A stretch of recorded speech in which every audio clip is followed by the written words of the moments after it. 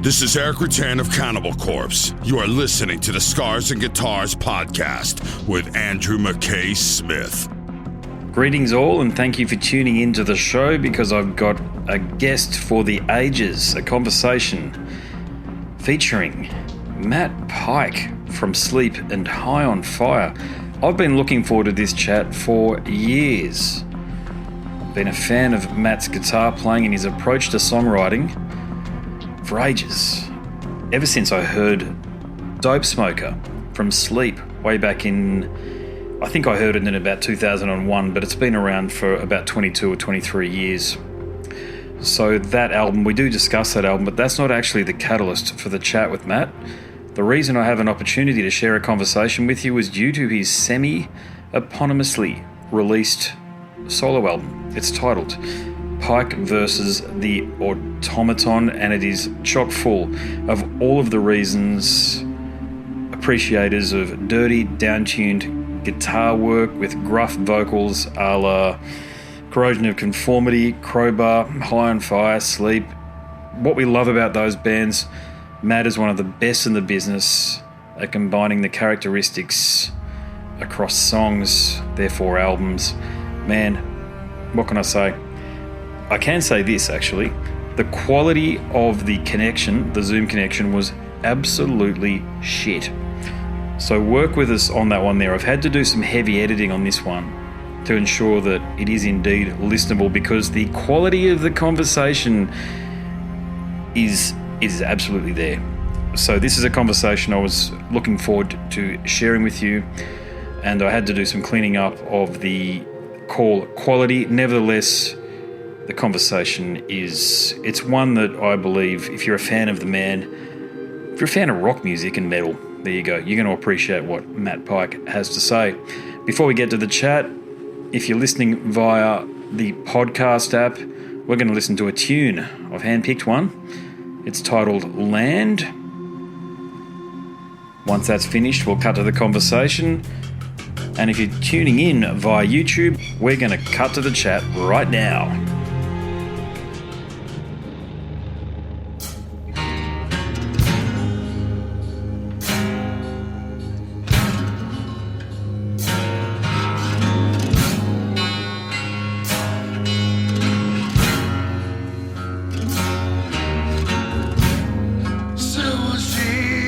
Lucky baptized,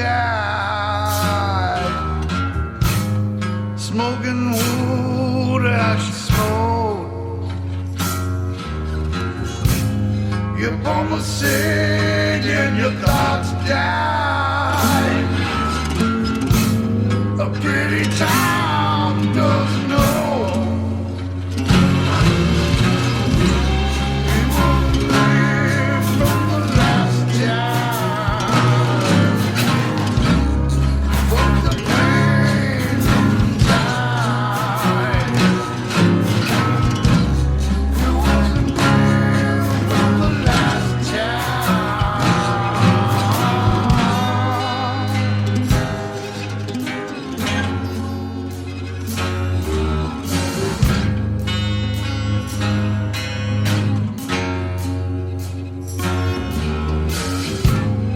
Count your six and your last downs.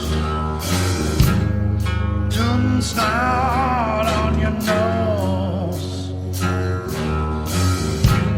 The platinum cane and your last try. We took the world as a joke.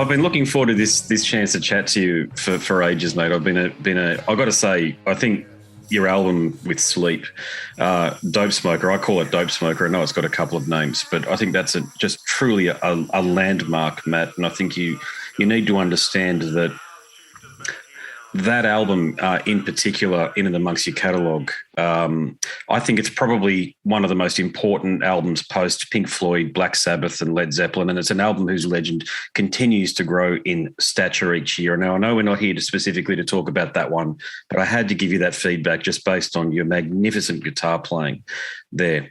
Now, you've got a solo album out. Did you ever think you'd get to a point where you'd have an album which is, I know you're not totally for the word solo album, but yeah, the solo album, Pike versus the Automaton.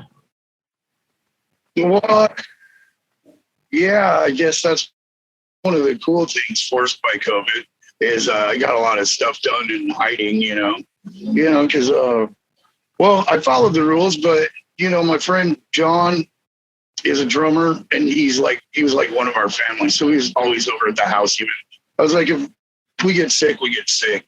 Because it was hard for anybody outside of your own house to come in and out. We took that chance. I had to fucking jam, and so did he. And so we just put that album over slowly, and I started asking different people to play on it, and it turned out, very cool, very cool. I put a lot of work into it, and it kept me from going off the deep end, which everybody kind of get into that point. I live in a place though where they started it early. We actually opened up earlier than everybody else in Oregon, and then closed down kind of halfway again. But it's been, if you can tolerate the masks while you're indoors, it's been, I don't wear a mask outside ever. I go outside to smoke. I've had every version. So, it was cool. We just stayed in my garage. I bought a bunch of mushrooms and nitrous and weed, shit like that. And garage and kind of pound it out, and get out once in a while. I bought an electric bike that goes like 60 miles an hour. And so nice. I ride that thing around, buzz all over the place. And, but it has a lot of different people on it. It has Brent Hines from Mastodon. It has Todd Burdett from Tragedy. My wife plays quite a bit of stuff on it. Billy Anderson recorded it, did a bunch of, it's got a bunch of cool samples and psychedelic shit we put on it. We had my friend Josh play on it. My friend and longtime friend and guitar tech for Sleep and sound guy for High on Fire for a number of years. And of a kind of functional people coming out of COVID functioning, so. Yeah, well, I got sent it last night, and so I've had a couple of listens through, okay?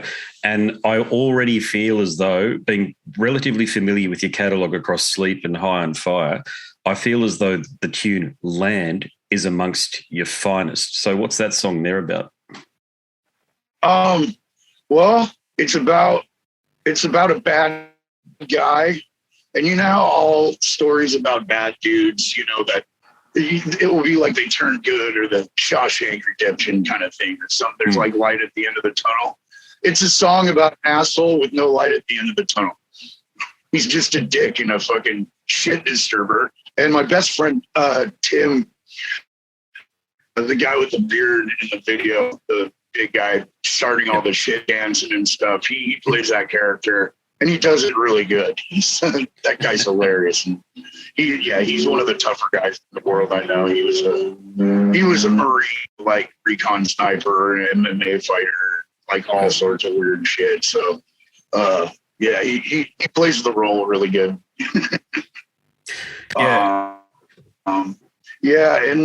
It's a bad guy that does bad things and has a bad ending. No hope. You brought this on yourself. Nice. Yeah. Have you ever thought about exploring that side of your creativity a bit more? Because that's what I loved about it was it's a very slow, dirgy lament. And I feel as though sometime in the near future, it would be wonderful to hear a full album of that sort of music from you.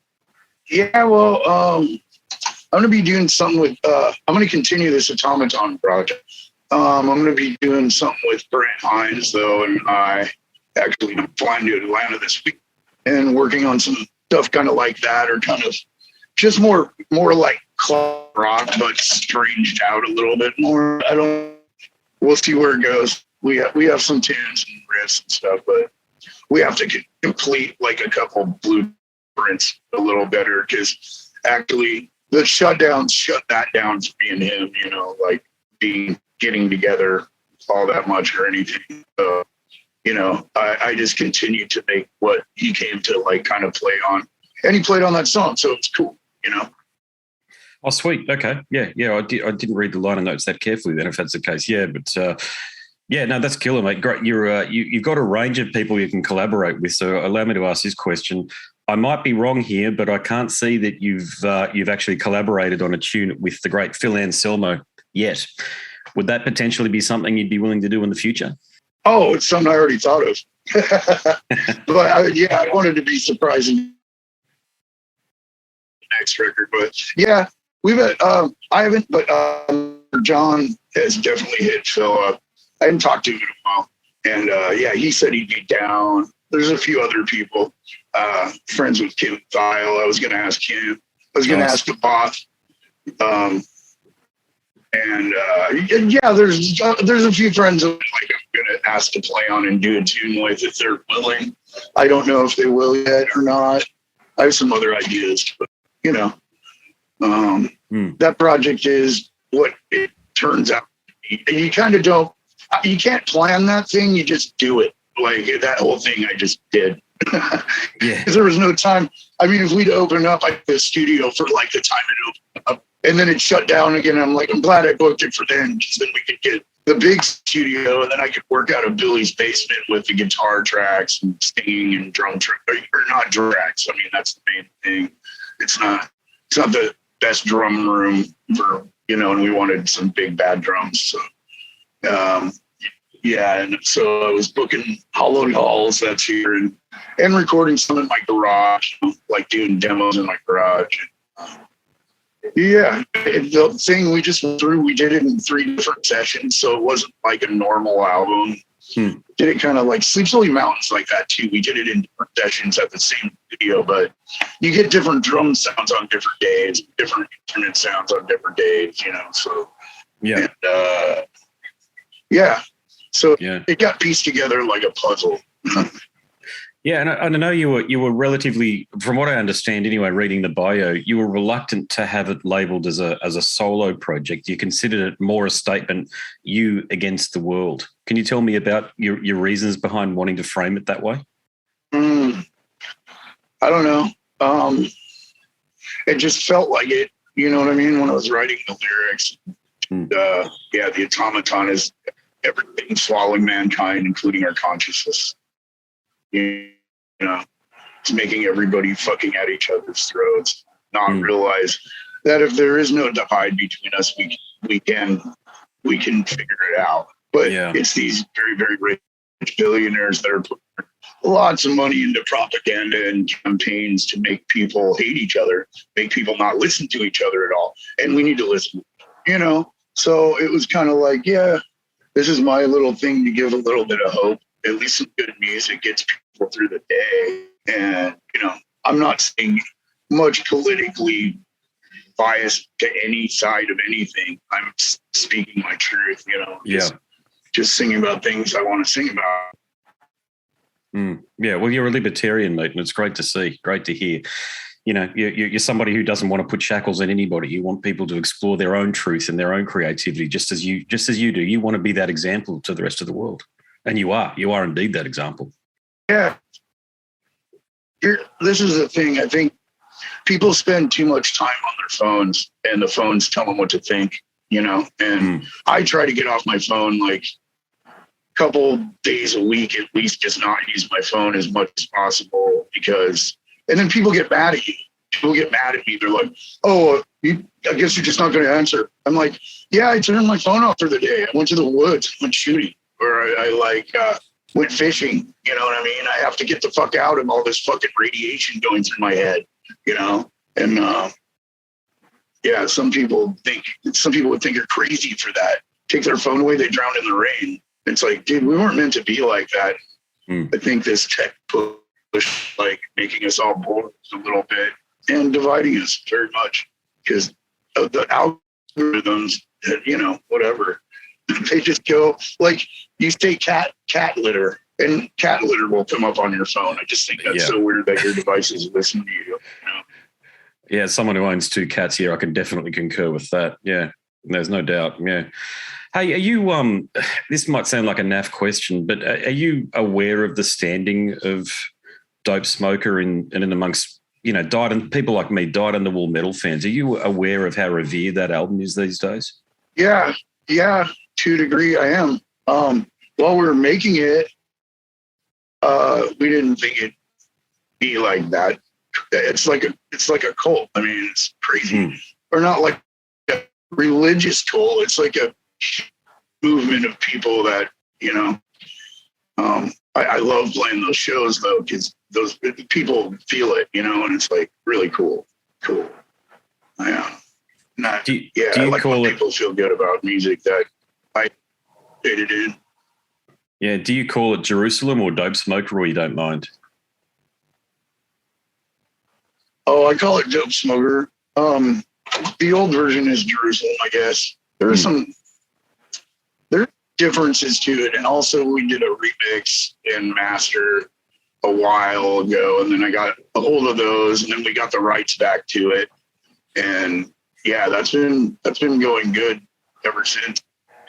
And it just got bigger and bigger and bigger, and then there's people at the shows wearing all the, all the gear, the lead-ins and astronauts, all sorts of shit, which makes it fun, and then we'd have to come out with an astronaut suit with this bong thing on it with smoke blowing out. It's kind of like our our little metal fucking antics, Yeah, indeed, yeah. What was just casting your mind back to when the you signed with London? Like Faith No More were on London. I remember that. Was it because Faith No More were on London you thought that they were going to give you, did you respect that you truly earned, that you felt that they were going to give you what they said, which was complete artistic license? Yeah, I don't know. I don't remember what I was thinking at that. And we had been working on that song for fucking 4 years in between. We were sick of not doing anything, and we had a record sitting on us. So we found a way to get out of it, and move forward. And yeah, we did that record, played a little bit of shows, and yeah, we all just kind of took a hiatus. We came back, we did a show with Chris, and those went so well. We did 2 shows with Chris over in England, and then we got back, and Chris didn't really want to tour. We got Jason Roeder, who's known us our whole lives, and really knew the Sleep material well, and seen the band. Yeah, the shows went well, and then we made a record, and then a couple singles, which is single for Sleep is like half of a side of a fucking record. So, yeah, it was good. Indeed, yeah. Hey, I better do a time check. Have you got another interview coming through in about 3 minutes' time or so? Yeah. Bummer. Unfortunately. Yeah, it's always the way, isn't it? Yeah, no, but I'll let you go to the next one. But it's just it's a privilege to finally catch up with you. You can tell I'm a fan, and congratulations on a stunning career, Grammy Award winner. You've done it all, mate. I just love to listen to this solo album and music that you've got coming out in the future. Thank you. I appreciate that, man. Matt Pike, ladies and gentlemen, from Sleep and High on Fire, and now the proud, what would you call him? The mastermind. There you go. That works for me. The mastermind behind Pike and the Automaton. That's Matt Pike's semi-eponymously titled Solo Effort. It'll be out late February, I believe, 28th of February or thereabouts. My name's Andrew Mackay-Smith. I've got a book out called Scars and Guitars, Volume 1. It is semi-autobiographical. It's all about the conversations that I conduct for the podcast, my thoughts, my feelings, some deep reveals from some world-renowned heavy metal and rock and roll superstars are contained within the pages. Go across to my website, scarsandguitars.com, look under the books tab. You can't go wrong.